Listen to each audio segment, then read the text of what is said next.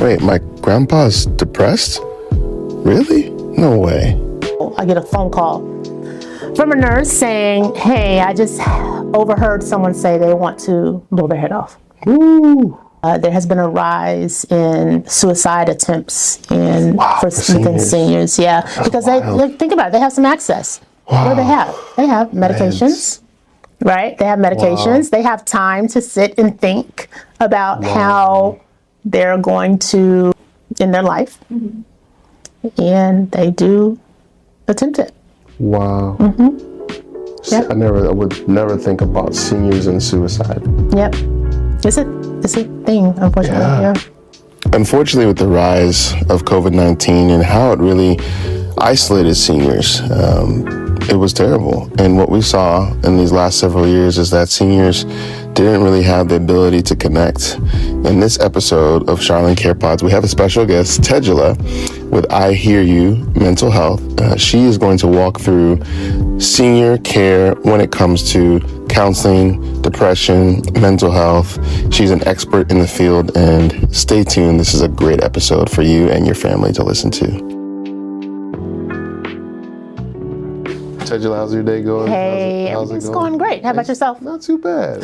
I'm glad to have you on the show. Yes. I was talking a little bit about what you do. And absolutely. So if you don't mind, just tell us about yourself in general. Sure. And what got you into doing what you do. Wonderful. Well, thank you again for having me. Well, my background is in senior living. Okay. And way back when I was in graduate school, I have my master's degree in healthcare administration. Nice. I gravitated toward senior living. I went on an internship, and I just fell in love with working with seniors. And in my cohort, I was the only one who went into senior living. Everyone went into hospital administration or other aspects of senior living. And so after my internship in Dallas, I had my first role as a manager at a senior living facility in Plano. Stayed there for a while, and then I moved on to be an executive director. So from there, I was an executive director for a few companies for a number of years. My last role in senior living, I was a director of operations for a senior living corporation. And then we were blessed with a baby boy. And one night I got a phone call around 10 o'clock saying, hey, Tegjula, we have a missing resident. I'm like, okay, well, you need to find him. Find the resident. They couldn't find him. My husband was not at home. My mom did not answer the phone. My sister did not answer the phone. So I'm like, okay, this is me and my 4 or 5 month old baby boy. Had to pack him up in the car, drive from Mansfield to Frisco. And I just knew, I probably need to take a step back at that time. It was hard. As much as I loved being in senior living, I need to focus on my family, right? So after that, I worked in a nonprofit for a little while, and then COVID hit. Yeah, everybody. And when it hit, it hit. So I ended up resigning from my job so I could stay home with my son because the daycare closed twice. It was just a lot going on, right? But I was blessed to be able to be home with him and spend that quality time with him, teaching him. But as I'm with him, I'm realizing that I felt like I was a better mother if I was working. Right.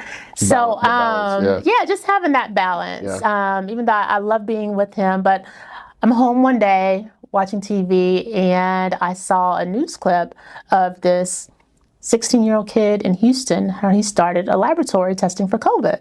And I looked to my husband, I'm like, oh, if he can do it, surely I can do that, right? Because I needed to stay busy. I needed to do something, right? So anyways, my husband and I talked about it, prayed about it, and we started a lab. Wow. And so we consulted with a company, and they helped us, jumpstart everything.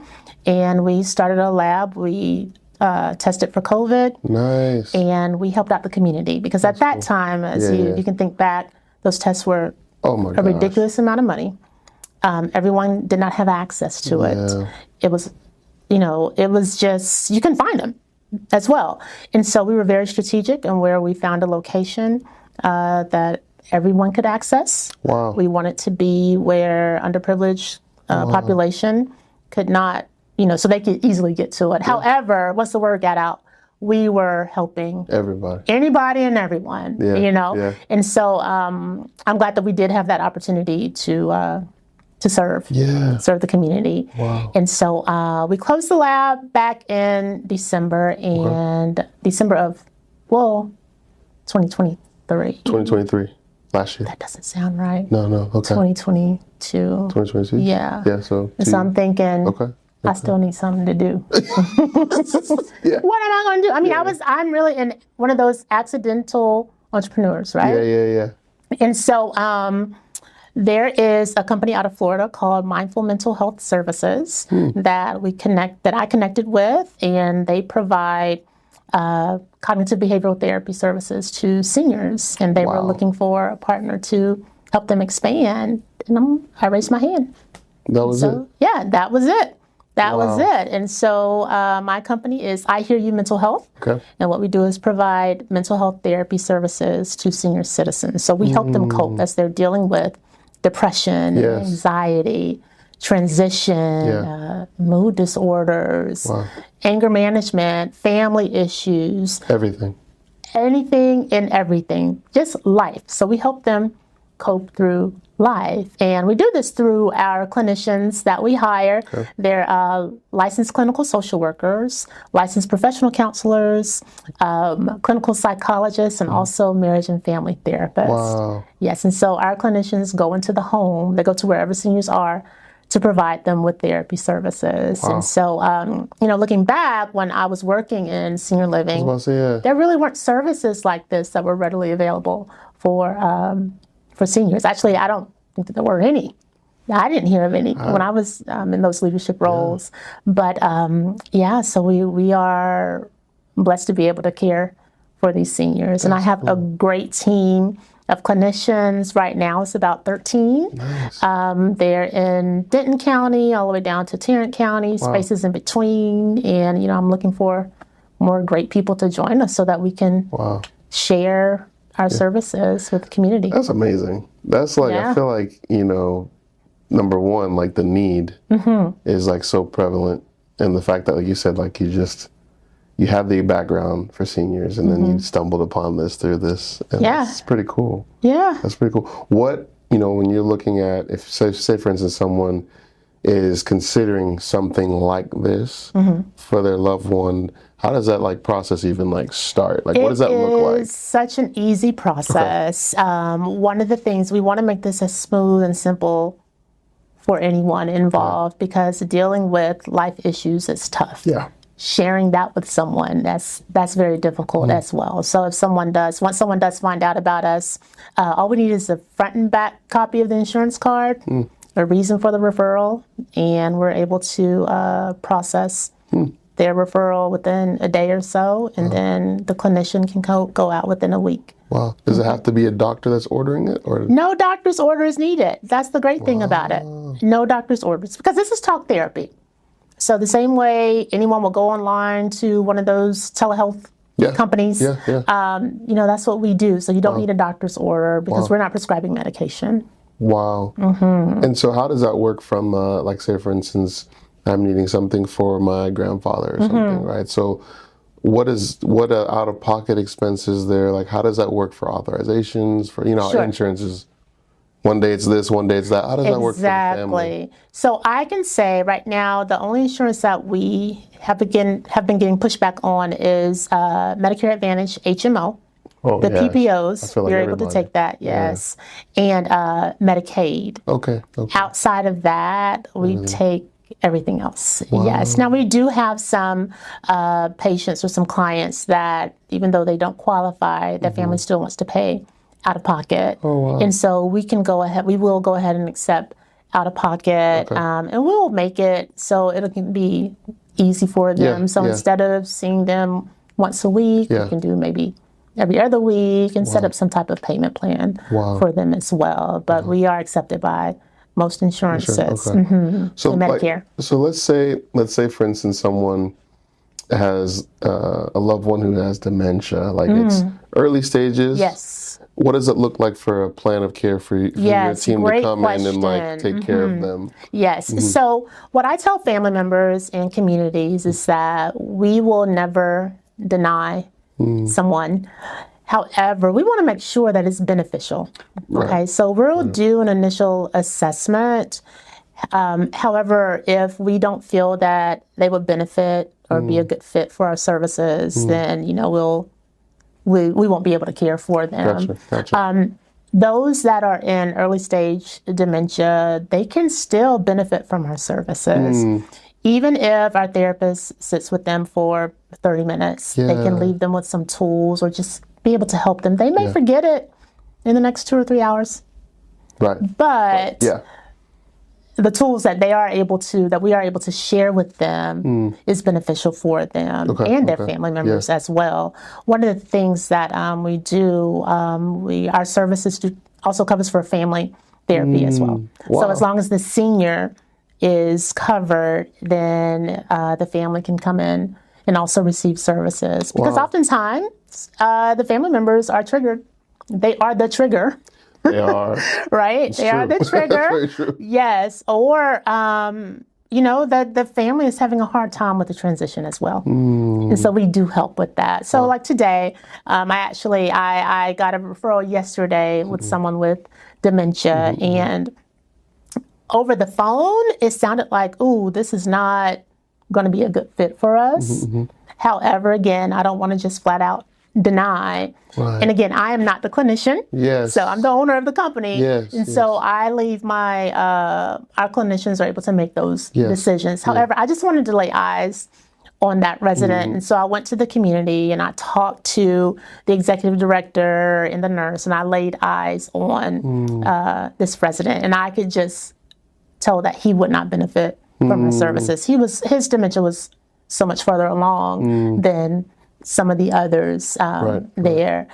However, we're able to help his family, help his wife, as she's dealing with, So she lives probably about 5 or 10 minutes away from the community, but we will be able to provide her with therapy services, because it's hard, you know, when you've married to someone for 50, 60 years and taking care of them for so long, and you can't, it's a lot. Yeah, wow. I think it's beautiful because, you know, like, it's very easy for families to feel alone, right, in those transitions, those life transitions. Right. So when, you know, a loved one's going from independent and then all of a sudden in a span of 2 years, fully dependent. It's or like less, 2 years or less. Yeah, I mean, and grieving that. And I think that's, wow. So, you know, so let's say specifically someone gets onto your services. Okay. What does that process look like from a treatment plan, like the frequency from the clinicians that go out to do the assessment? What does that look like? So for the initial assessment, it's called a biopsychosocial assessment. And so that's usually about an hour where the clinician is just getting all the information that they can regarding this resident. And they also, after the assessment, they'll meet with the staff and talk to the family members as well, just to help guide them through their therapy sessions. So after the assessment, as far as the plan is concerned, it just depends on the client. And so they'll either meet them once a week, once every other week, anywhere from 30 minutes to an hour. Wow. We have had clients on our services that started with us, then they're fine after 3 or 4 months, and then life happens again. And so we'll start them back over on our services. And so we're always there for our clients when they need us. So we have had family members, I want my mom, my dad on services, and the clients, they turn us away. Oh, wow. If you can imagine, seniors really aren't, or that this generation aren't, they're not used to just sharing. They're not used to going through therapy. They're from the generation where they pull themselves up by their own bootstraps. They don't share, you know? So there's some family members that we have had to have those difficult conversations. Sorry, your mom turned us away, and that's their right to do so. It's true. We've had to have the conversations because sometimes families want to know, well, what happened during therapy? We can't share that information. We have had clients that, I had this one client, he was actually our first in-home client, because we go to the homes of the clients. And so I always like to meet them first because I want to make sure that our clinicians will be comfortable in their homes. So I went to meet him and we were just chit-chatting. He was like, is this going to be confidential when I meet with a therapist? I said, yes, sir, it is. He said, okay. So he changed the subject, asked me again, Tegjula, are you sure this is going to be confidential? I said, yes, sir. Is everything okay? He said, I have some stuff that I've been holding on to. I didn't think I was going to live this long. And I need to get some stuff off my chest. So our therapist has been working with him for many months now, just helping him deal with issues from his past. Our therapists who are marriage and family therapists, when they are talking to couples, we've found out that these couples, they've been together maybe 40 years and still dealing with stuff that happened 30 years ago. Year 1, year 2, year 3. Yes. Ooh, that's a lot. Hard. That's a lot. They've been carrying that. Wow. So we're helping them walk through that process. We're helping to enhance their lives for as long as they have left on this earth. Man, that's a really big deal, especially can you imagine being married for 40 years and there's just layers. It's like an onion that hasn't been like peeled in like literally 20 years. Like, you remember that one time when you didn't help me change a diaper? That's how it is. And it's stuck there for 40 years. Yep. Wow. And it comes out in different ways. It does. It comes out whether through a disease or unforgiveness and bitterness. And, right. Wow. And we have, I'm just thinking, this one couple, the husband is in assisted living. Oh, the wife is as well, but she's in a different one, but she has dementia. So he's trying to seek forgiveness, but cannot get it because she has dementia. She doesn't even remember him, and so we're just helping him just cope. Yeah, you guys are doing a great service. Like that's a really that's a big deal. Like, because I don't think a lot of people understand that, like, especially, I think it's in this day and age, like the microwave generation, right? Like everything is like quick change, like new, but like the reality of it is that there's things that are constantly that we go through that we need to like process. Right. It takes a long time. Yes. It can't be like a quick fix. And so it seems like you guys are doing a great work in that. And one of the other questions I was thinking was like, so say for instance, someone starts, is there like a max or is it like is there an authorization limit to how many it's visits whatever can be done? is medically necessary. Wow. So that is what we have been told. So whatever is medically necessary. So as long as they, because sometimes when you're, I don't want to say digging away, but when you are trying to get down to the root, it's going to take some time. Yeah, it is. Yeah. Because if you can think about it, first of all, you have this stranger coming to your home. Like, who are you coming to talk to me? Yeah. But then just gaining that trust so that they can open up and just that comfort level where they can just be open and honest and actually work towards goals. So our therapist gives them goals. I mean, therapy is just not a one-way thing. Yeah. I mean, it's only as good as the exactly. Yeah. There's communication involved. Sometimes there's work. There's work on both sides. And so as long as the seniors are they want to participate and they want to do the work. Like, for instance, one of my clinicians asked someone, he was a former pastor and he's just having a hard time right now. And so the clinician asked him, okay, well, for our next visit, I want you to write me a letter and talk about one of your best sermons and how it made you feel.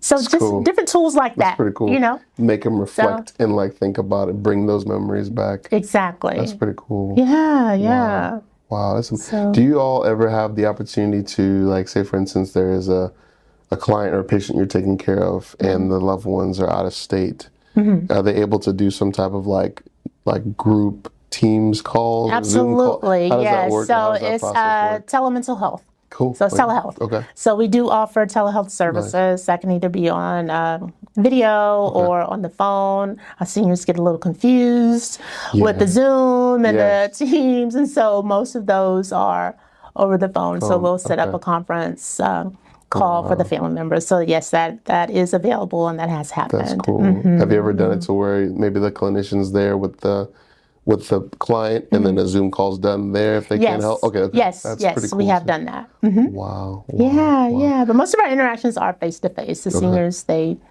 appreciate that. That's they cool. like that more. Well, can you share like a memorable success story? Sure. So there was one client who came on services with us. He was home and he had to make the decision to move his wife into assisted living. Actually, no, she moved into a nursing home. And he was also home taking care of their adult daughter who had bipolar and schizophrenia.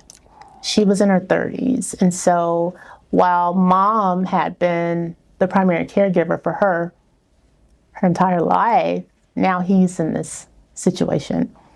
And it was really sad for him. He was very depressed, did not feel comfortable leaving the house to go out with his friends anymore. He did a weekly breakfast at McDonald's with some of his friends, and but he stopped doing that because he felt that he just had to be there for their daughter.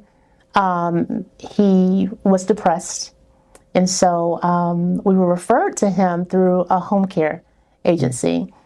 And once we started visiting with him, he just expressed a lot to our therapist, and our therapist, the goal for him was to get him back out the house to go have his breakfast with his friends. It started off with him walking the dog, getting out the house doing that. And then he would take those baby steps, but before he even before he went back to having breakfast with his friends, he went out and he met our clinician for a session. And they actually had breakfast and had coffee. So that was one of the sessions. And I thought that was amazing that she came up with that idea to do that. And so they did that maybe 2 times. And then his homework was, okay, pick up the phone and make that call and go out by yourself with your friends. And he did that. Yeah, so that was one of the success stories that stood out. I mean, we're still helping him cope as he's dealing with, the depression with his wife no longer being in the house, and still helping and supporting his adult daughter. But that was something that really stands out for me as far as a success story. It's amazing. Wow. Yeah. I think it's amazing because, I feel like that right there is probably one out of millions of situations and circumstances that people go through. And I don't think they realize that service is out there. They don't. And so, being a small business owner, I am not just the owner and the accountant, HR, I'm the marketer as well. And so, I have some mornings where I'm waking up like, oh my gosh, I really need to be in Plano today, but I also really need to be in Midlothian. Yes. How am I going to do that? And so I'm all over the place. Yeah. There's so many people that need it. There is, just educating people on our services and what we do, because there aren't a lot of companies that do what I do. And, I have to sit down and really explain, okay, this is why seniors need this. This is why your residents need it. And, oftentimes I'm going back to the same place 2 or 3 times until someone will, until they tell me no. Until they tell me no. Wow. So that's what I'm doing. I do a lot of education. We have a program called Thrive. So Thrive by IHearU, and what that is when we go out into the community or go have lunch and learns. I have a brunch and learn coming up here one Sunday afternoon. So I'll be meeting at a community with family members, just sharing our services so that people know that there are resources out there to help you and your loved one get through life. That's cool. So, wow. So yeah. It's amazing. What are some of the things that are the when you're encountering either a family or a facility, what are some of the reasons why people are hesitant, or what would you say, like in your experience, you know, maybe the myths, Right. or the like, ooh, I'm not sure if I really want to do this. Yes. This is Well, a shrink oh gosh. or something. Like, exactly. Well, I can tell you there was one nurse who I met, and she told me, oh, all my residents are happy. yeah, oh yeah. Girl, no, they're not. They're all just like kumbaya. And Yes, they're not happy. So I think just the word therapy. I mean, it's still, people still, people don't embrace it. It's taboo. Yeah. Not only that, I hear you mental health. When I hear mental health, people still think, oh, Something's wrong with you. yeah. I had one community that we were in, and we were asked not to wear our name badges when we come in because we don't want to, offend the residents or make them embarrassed. Yeah. However, when my clinician kept going in, and they were like, oh, who are you talking to? And they found out it was a therapist. Oh, well, I want to talk to someone. So I guess people, we still get pushback. Because people just don't think that it's really needed. Well, we give them their medications. They participate in activities. They eat. We give them baths. The mental health aspect is not being addressed for seniors. They get sad.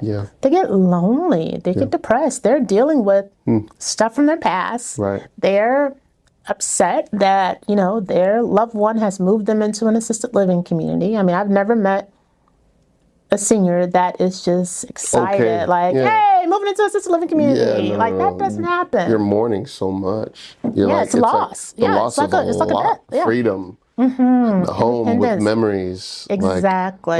That does something to your soul. It does. Absolutely. And that's a really good point. It's like when you're transitioning into that new situation or that new experience, it's like not everyone that's around you is not trained, right? To be able to walk you through those things. And that's really good. Yes. Do you all offer cognitive behavior therapy for specifically for seniors as well? Is there a care path? That's exactly what it is. Cognitive behavioral therapy. Wow. Yes. Can you break that down to what that is so for? CBT. Yep. So it's basically your thoughts control your actions control your behaviors, behaviors control thought. It's just a it's a cycle. So if you're thinking positive, then you will have positive behaviors. Those behaviors will turn into positive actions. So yes, it's just a secular process. Yeah. Wow. Do you feel like when in y'all's experience when you are with seniors, is it hard for them to understand that kind of concept? It is. No, it is. But we don't go into the the specific. Weeds. Keep it simple. Keep it simple. Nice. Yes. We have to keep it simple for everyone. Again, because this is a newer, it's not really a new concept, but as it's being presented in a way that people can understand. A lot of people don't think about it. Yes. They don't think about that it is needed. But I am a true believer that everybody needs therapy. Yeah. At some point in their life. Everybody needs needs it because life will continue to life. Yeah. Things will continue to happen. It doesn't stop. It doesn't stop. Yeah. So, I'm a firm believer in... Yeah, it's kind of like you're driving a car and you're like, I'm never going to get an oil change. Yeah. Unless you're a Tesla, I guess. Right. But Teslas, you still have to do you still have to charge it. You have to charge the car. Yeah.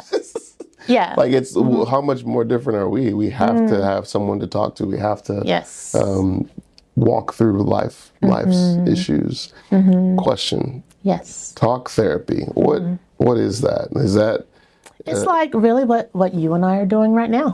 We're talking. Yeah. So the therapist is asking questions, helping you through your thought process, helping you to think differently, process differently. And so walking through those, and is that something that that seniors, they kind of like, maybe they feel like they can use that term maybe easier than like mental health, or is that Yes. different? Oh, they're two different things. Counseling. So we say Counseling, that, we okay. provide counseling services. Okay. So if like a facility is interested in your services, can they use like counseling services, talk therapy? They can, Okay, yes. And we do use those words interchangeably. Okay, cool. Nice. Yeah. Nice. You know, I asked a whole bunch of questions. Come on, bring it. So when, say for instance, you are going to talk to a facility or assisted living facilities as a whole, just assisted living facility, Yes. and you're talking to me, and I'm the ED. Okay. And what would you say to me that would help me understand why your services are actually needed for the morale of the actual facility? Absolutely. I actually had a talk with an ED today. Okay, cool. So I'll be the yes, ED. you'll be Okay. the ED. All right, let me so Charles, might get my coffee in. yes. Okay, all right, I'm ready. Make sure the state is in here, Yes, right? ma'am. Yeah. Okay. So one thing about our services, not only is it beneficial for our residents and their family members, they're also beneficial for you and your staff. Your staff is busy.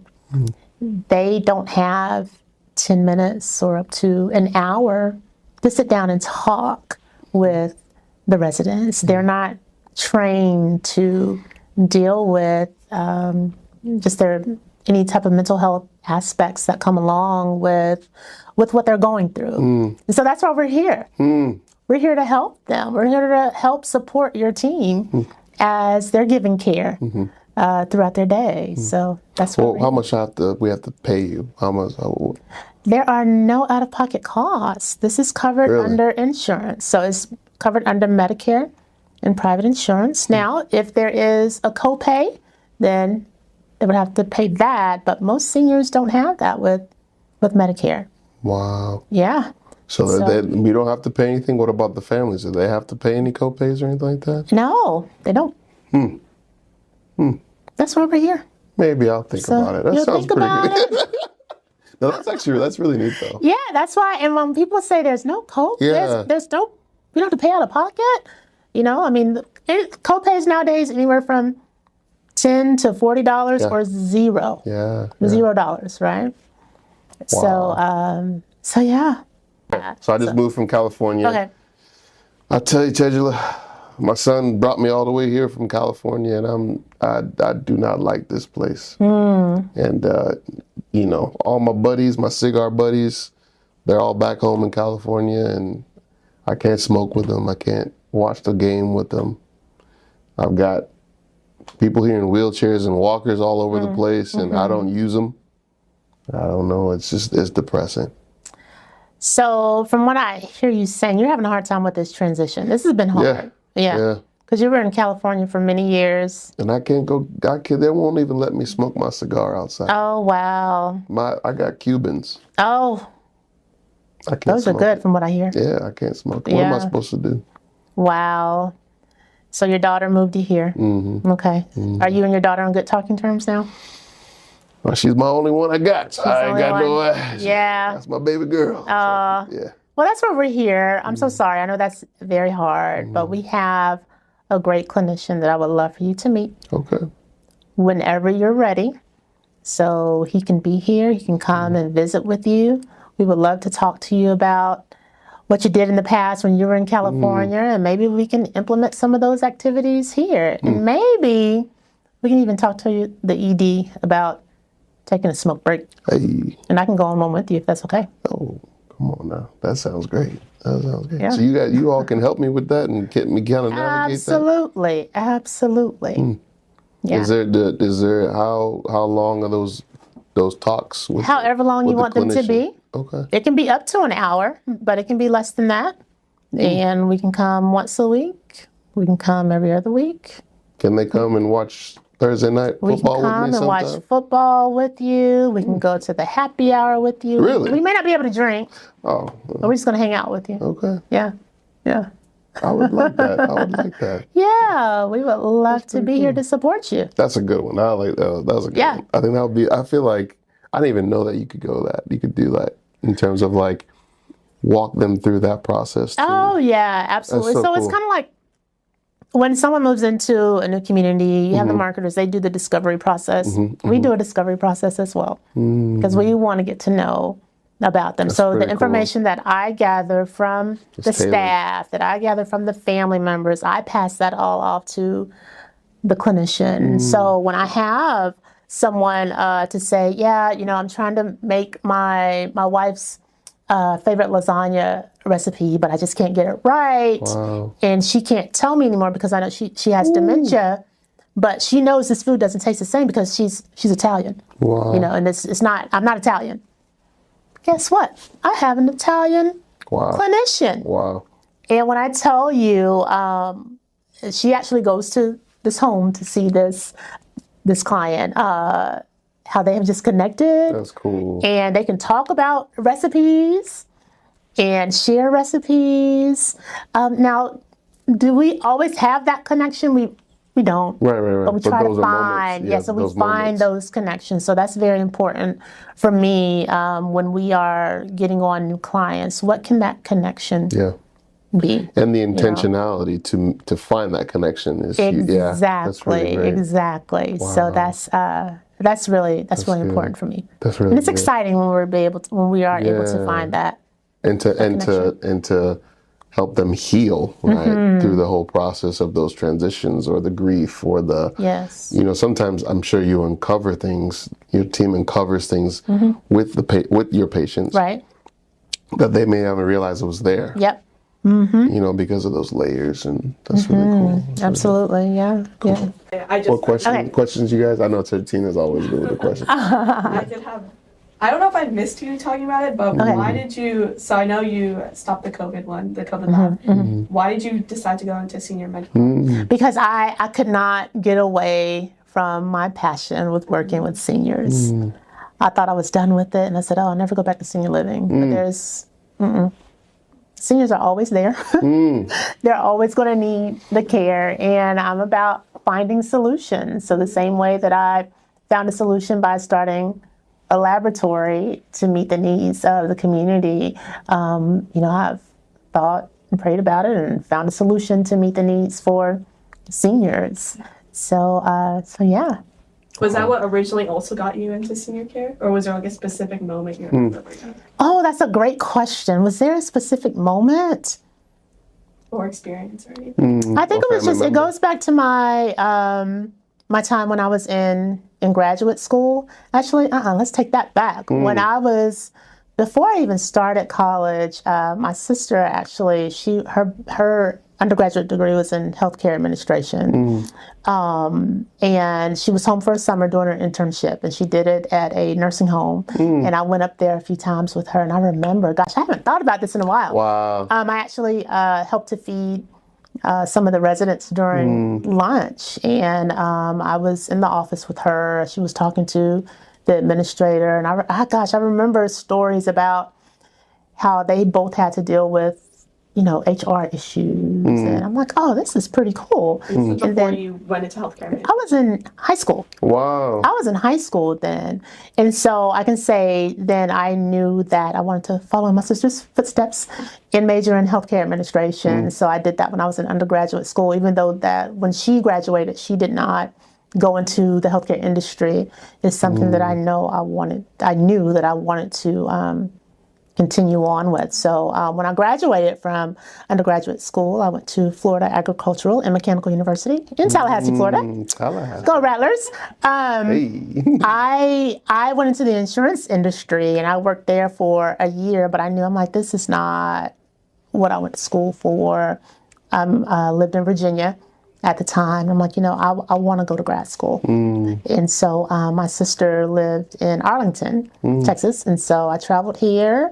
I applied for grad school and moved here, and I worked, and I went to grad school full time. I worked full time, went to grad school full time. Wow. That was crazy. I would never do that again. Wow. I guess maybe because I was younger then, but I'm thinking about, was I really in class till like 9 o'clock at night, 9 o'clock, and then went to work the next day? I did that for 2 years straight. You did that. But yeah, I did that. Yeah. But thank you. But no, it's a great experience, and it's just something I've I've stuck with, and I've grown with that, and I love it. I love being able to care for seniors. Nice. We're all going to be there one day, y'all. Yes. Every day. It's true. And it's true. I feel like we talk about this all the time. It's like the population is only going to increase. Absolutely. And I think it's so important for us to make sure that everyone is aware of resources, avenues, point our seniors in the right direction. What resources can they have? What resources can their loved ones have? Yeah. So that everyone can help. It takes a village, It does. Yeah, that's really good. Absolutely. Yeah. Yeah, speaking about growth, how have you evolved, like since when you first started in this industry and now? Oh gosh. That's a good question. I tell you, being a business owner, you're learning every day. Just learning from other entrepreneurs that aren't even in the healthcare industry, just sharing stories about growth and what does not work, what does work. This is not a role that is for the faint at heart. That's true. One thing I've learned, one thing that I deal with, it's hard to cut it off. Like at night, it's hard. Like I can be in bed, I'm like, oh, this is a great idea. Let me get out and work on my computer. But I'm learning how to shut it off, right? And so that's one way that I have evolved, because I have family at home. I'm a wife, I'm a mom, I'm a foster mom. I have to make sure that they're taken care of. And so, every day is an adventure. It's what you make of it. And so as a business owner, I don't have the luxury of I guess I could. I can make a decision one day and just be at home, turn on the TV, not make any calls, not do any follow-ups, but I'm not able to grow that way. No one will know about our services that way, I'm not able to bring more people on our team. So, I want to be able to grow, to bring more people on. So every day it's a grind. It is, but I'm having fun with it. Every day is not fun. That's true. But I have to make it fun. I have to make it exciting. So I look for those ways. So when I get those wins, when I'm able to schedule those meetings and someone is actually taking time to listen and share our service and say, you know what? Oh, I have one person for you. I have some folks for you. Let me tell you, my first community was out in McKinney. And the nurse, when I met with her, I'm thinking, she is never going to refer to us. She's really tough. She's a wonderful nurse. But she told me, Tegjula, I don't know you.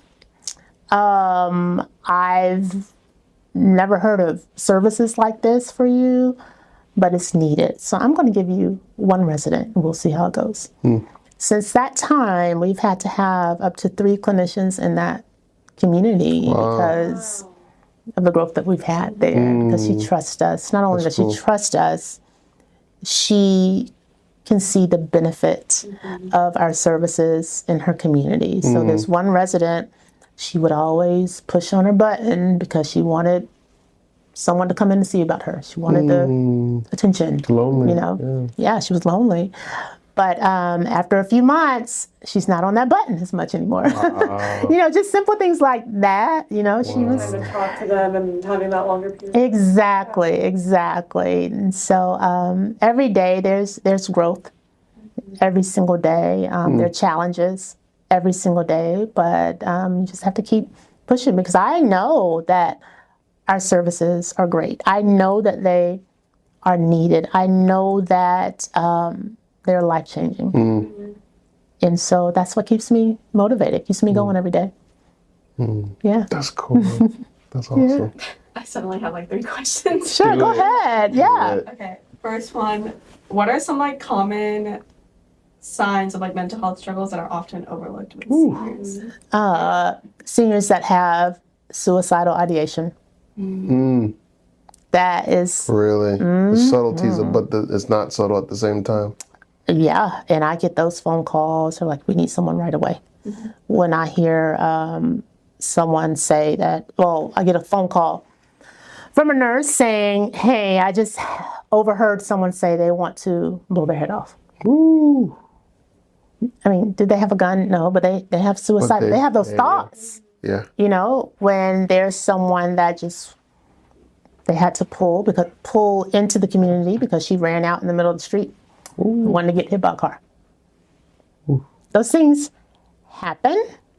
And I think, not that I think, but I know what's important is just the education piece for the staff, for everyone to be on the lookout. Like, just because that it happens, not just I would say the thoughts happen. They're there. They're signs. You just have to look out for that.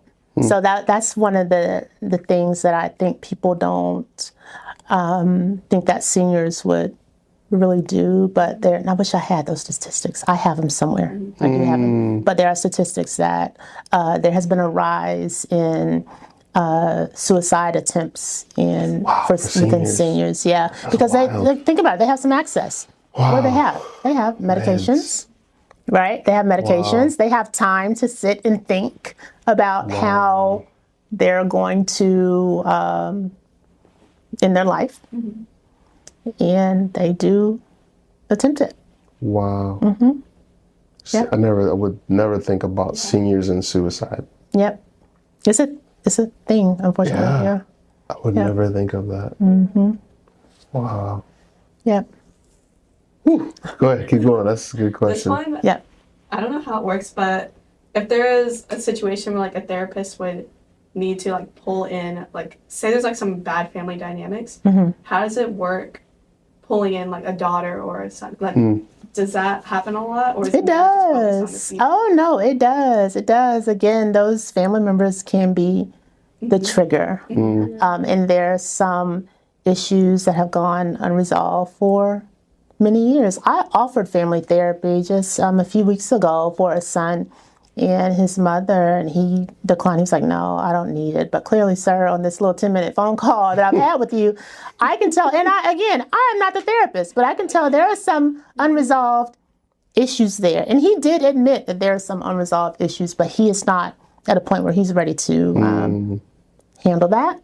And that's okay that he has made that decision. It's not okay, but it is okay. That, first of all, he does recognize that there is an issue between he and his mother. He thinks his mom is manipulative, that she makes up stuff. He said it's been like that for years since he was a young child. And so, there are issues there, but you just have to walk with them. That's what we do. We're walking with them step by step with the senior and also their family member. And so in a few months, I'm going to follow back up with them, say, hey, your mom's doing great on services. What do you think about joining one day? He still may decline, but we're here for the whole family. Do you guys offer or like refer if like the daughter's like, I want to see a therapist and talk about them, or do you guys refer them out to someone else? So we can do therapy for the family member and the resident together, and also separate as well. Wow.